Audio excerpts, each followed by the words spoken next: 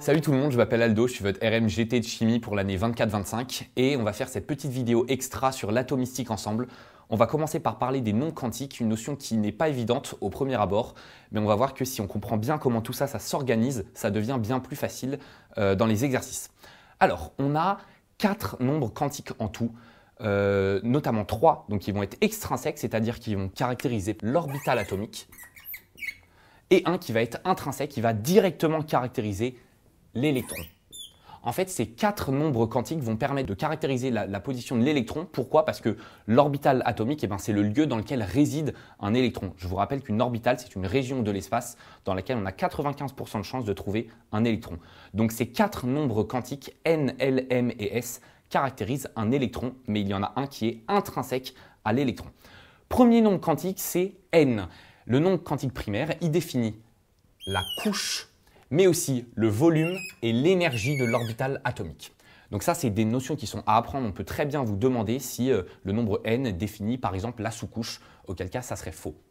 Au niveau des valeurs que peut prendre le nombre quantique n, simplement ce sont des valeurs entières strictement positives. On voit ici 1, 2, 3, etc. jusqu'à l'infini. N n'est pas défini pour 0, il ne peut prendre pour valeur que des entiers strictement positifs. Le nombre quantique secondaire, L, il définit quant à lui la sous-couche, mais aussi la forme de l'orbital atomique. Donc volume pour N, forme pour L. Et ces valeurs, donc les valeurs que peuvent prendre L, sont définies à partir de N. On voit que L est compris entre 0 et N-1. Si on analyse un peu le nombre de valeurs que peut prendre L, on voit qu'il en prend N au total. Pourquoi N? Parce qu'il se termine à N-1 et il commence à 0, là où N lui-même commence à 1 et va jusqu'à N. Mettons N égale 8, on aurait 1, 2, 3 jusqu'à 8. En l'occurrence ici, du coup, L, il prend N valeurs. Troisième nombre quantique, c'est le nombre quantique magnétique, M, qui caractérise l'orientation de l'orbital atomique dans une sous-couche. Au niveau de ces valeurs, M, il est compris entre -L et plus L. Si je vous demande le nombre de valeurs que peut prendre M, on en aura 2L plus 1. Pourquoi 2L plus 1? Parce qu'on va de -L à 0, on n'oublie pas de compter notre 0, et de 0 à plus L. Ce qu'il est très important pour vous de retenir, c'est que le nombre de valeurs qu'admet M, donc le nombre quantique magnétique, ça correspond au nombre d'orbitales atomiques dans une sous-couche. Si par exemple on dit combien d'orbitales atomiques a-t-on dans la sous-couche L égale 2, si on a L égale 2, M, il peut prendre comme valeur entre -2 et plus 2. Il admet donc 2L plus 1, soit 5 valeurs en tout. 2 fois 2 plus 1, 5. On a 5 valeurs en tout. Et donc, on aura 5 orbitales atomiques dans notre sous-couche L égale 2, c'est-à-dire la sous-couche D. On en a fini pour les nombres quantiques extrinsèques. On passe maintenant au seul nombre quantique intrinsèque qui est S, le nombre de spin. En fait, S, c'est une caractéristique de l'électron en lui-même. C'est-à-dire que l'électron, il n'est pas statique. Il va tourner en permanence dans une orbitale. Et S, c'est tout simplement le sens de rotation de l'électron sur lui-même. Attention, ça ne correspond pas à sa vitesse de rotation. Ça, c'est un piège récurrent. S, c'est vraiment le sens de rotation de l'électron sur lui-même. Contrairement à tous les autres nombres quantiques, il n'admet que 2 valeurs, plus 1,5 s'il tourne dans le sens direct, donc parallèle. On le représentera, on va le voir après, par une flèche vers le haut. Et -1,5, ça sera une flèche vers le bas.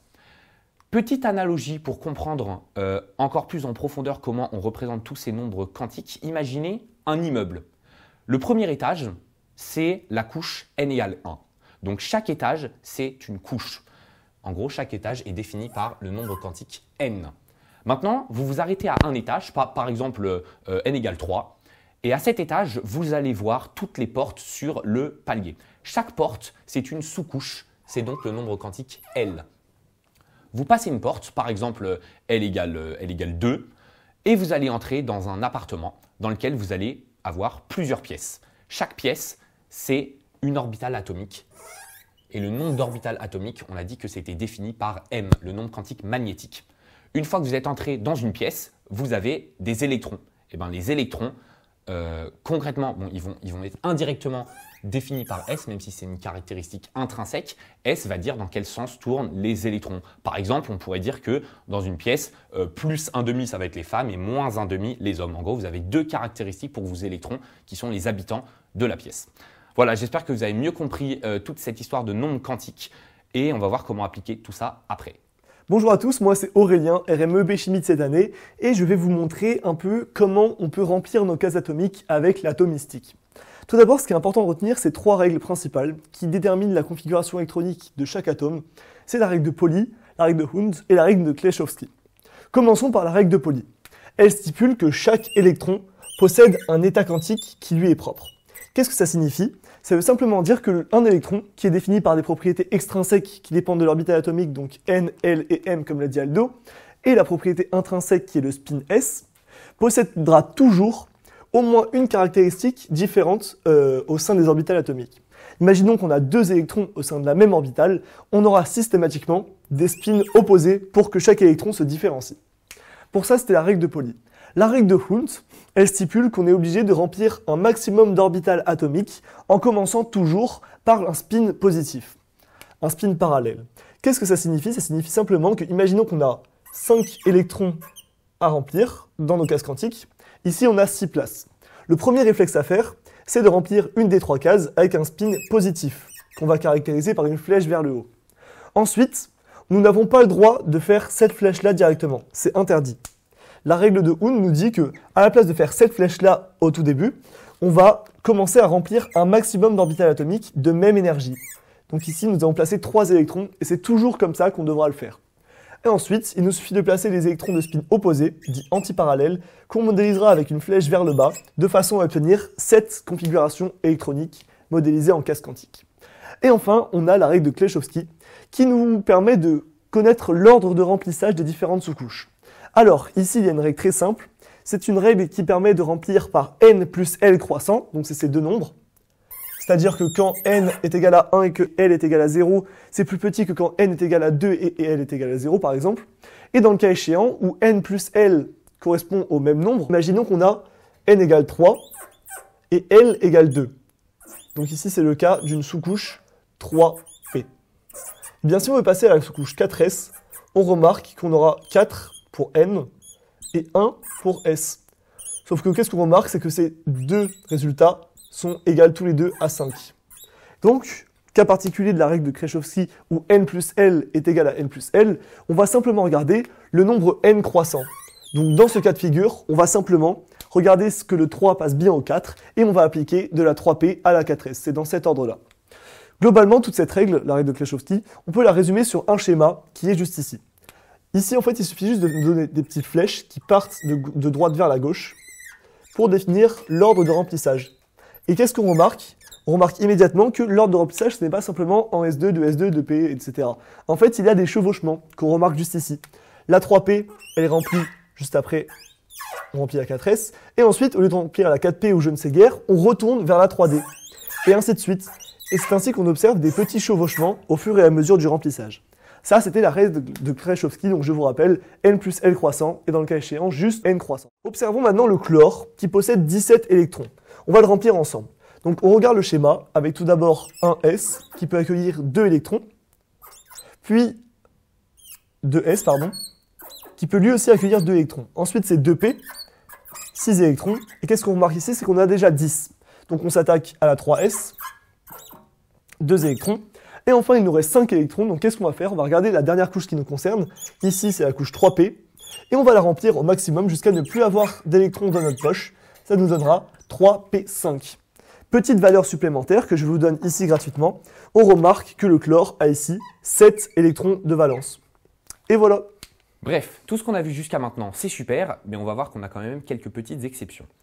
Tout d'abord, on considère l'atome de chrome. Le chrome, donc numéro atomique Z égale 24, décidons d'écrire sa configuration électronique. 1s2, 2s2, 2p6, 3s2, 3p6. Et la 4s et la 3d, comment on les remplit? On a envie de se dire, avec tout ça, on a 10, 18. Il nous manque du coup 6 électrons à placer pour qu'on en ait 24. On a envie de se dire, on suit la règle de Kleshowski. Tu fais mettre 4s2 et 3d4. Faux. Qu'est-ce qui se passe si on met 4S2, 3D4? On aura 4S2 comme ça, 3D4, donc règle de Hund, je remplis d'abord avec des spins vers le haut, 3D4. Voilà ce qu'on devrait obtenir. Mais en fait, la 3D, elle va être particulièrement stabilisée lorsqu'elle a une certaine symétrie interne. Notamment ici, si on arrivait à mettre un électron de plus ici dans la 3D, elle aurait une symétrie parfaite puisque chaque orbitale aurait un électron à elle toute seule. Dans ce cas-là, ce qu'on va faire, c'est que le petit électron qui se situe ici dans la 4S, il va voyager et venir se mettre ici dans la 3D. On peut donc effacer cet électron-là qui n'est plus dans la 4S et qui est passé dans la 3D. Évidemment, de spin parallèle du coup pour respecter la règle de Hund. Du coup, on peut dire que notre chrome est 4S1, 3D5 parce que la 3D est bien plus stabilisée lorsqu'elle a une symétrie. Passons maintenant à l'exemple du cuivre. Dans le cas du cuivre, on a déjà placé nos 18 premiers électrons, mais nous, on en veut 29. Il nous en reste 11 à placer et on pourrait être tenté de se dire qu'on va mettre 4S2, 3D9 et tout va bien. Cependant, ce qu'on remarque, c'est que si on fait ça, on va obtenir le même problème que pour la 3D. Dans le cadre du chrome. Ici, on n'aura non plus un seul électron, on va devoir rajouter tous nos électrons de spin antiparallèle, sauf un dernier qui n'est pas là. Si on part du principe qu'on est 4S2, 3D9, si on est 3D9, il nous manque un dernier petit électron ici pour venir s'appareiller dans la dernière orbitale. Même problème, on a notre électron dans la 4S au début. Si on est 4S2, bah cet électron va simplement venir se placer ici dans la 3D de cette manière. Et ainsi, on peut tout simplement l'enlever de notre 4S. On va donc ne pas être 4S2, 3D9, mais plutôt 4S1, 3D10. Voilà les deux exceptions à la règle de remplissage que sont le chrome et le cuivre. Une dernière exception qui en réalité n'en est pas vraiment une, on va comprendre pourquoi, ce sont les cations. On prend l'exemple du zinc, donc zinc numéro atomique 30. On écrit sa configuration électronique 1s2, 2s2, 2p6, 3s2, 3p6, 4s2, 3d10. On peut écrire 4s2, 3d10 ou 3d10, 4s2, peu importe. Tant qu'on a rempli correctement nos sous-couches, il n'y a aucun problème quant à l'ordre dans lequel on les écrit. Du coup, là-dessus, aucun souci, on peut très bien écrire 3d10, 4s2. Si maintenant, on vous demande d'écrire le cation du zinc, c'est-à-dire Zn2+, où vont partir les deux électrons qu'on arrache? Bah oui, si on veut former Zn2+, il va falloir qu'on arrache deux électrons à notre atome de zinc pour qu'il porte deux charges positives, c'est-à-dire qu'on ne lui a pas rajouté deux protons, on est venu lui arracher deux charges moins, ce qui fait qu'il a une charge globale doublement positive puisqu'on lui a enlevé deux charges négatives. Dans ce cas-là, où va-t-on les enlever? Plutôt dans la 3D10 ou dans la 4S2? La bonne réponse, c'est dans la 4S2. Même si on a rempli la 3D après, selon la règle de Kleshkovsky, on va enlever nos électrons dans la couche, enfin dans la sous-couche, en l'occurrence la plus externe. Ici, notre 3D, elle est sur la couche 3, alors que la 4S est sur la couche 4. La couche 4 étant plus superficielle, plus éloignée du noyau, c'est sur la 4S qu'on va venir enlever nos électrons. On veut former Zn2+, on enlève donc deux électrons, toujours pas de piège. On aura donc 4S 0, parce que 2 moins 2 égale 0, et 3D, on n'y a pas touché. 10. Qu'on écrive ça dans cet ordre-là, encore une fois, ou 4S0, 3D10, on s'en fiche. Du coup, si vous deviez retenir encore deux choses, ça serait, premièrement, on a vu que la 3D était beaucoup plus stable lorsqu'elle avait une symétrie, que ce soit à moitié remplie, comme on l'a vu pour le chrome, c'est-à-dire comme ça, en respectant la règle de Hund, ou alors entièrement remplie pour le cuivre. Deuxième chose, et ça je vous le dis maintenant, et ça sera très important dans les exercices et les QCM, on peut simplifier l'écriture de la configuration électronique d'un atome en y intégrant le gaz rare précédent. Par exemple, si on prend le chrome ici, on voit que toute cette partie-là de sa configuration, ça correspond à la configuration électronique de l'argon. Argon, donc Ar, Z égale 18, c'est le gaz rare précédent dans le tableau périodique. De fait, on peut tout simplement réécrire la configuration du chrome. Hop, on met des petits crochets pour dire qu'on marque une configuration. On écrit ça Ar, hop, 4S1, 3D5. Et voilà, on en a terminé sur les configurations électroniques et l'atomistique. C'est la fin de cette vidéo, merci à tous pour votre écoute. N'hésitez pas à poser vos questions si vous n'avez pas compris le chapitre sur l'atomistique. C'est vraiment le chapitre de base qu'on doit maîtriser tout au long de l'année. Faites les GT, faites les tutos. Et le mot de la fin pour Aldo. Le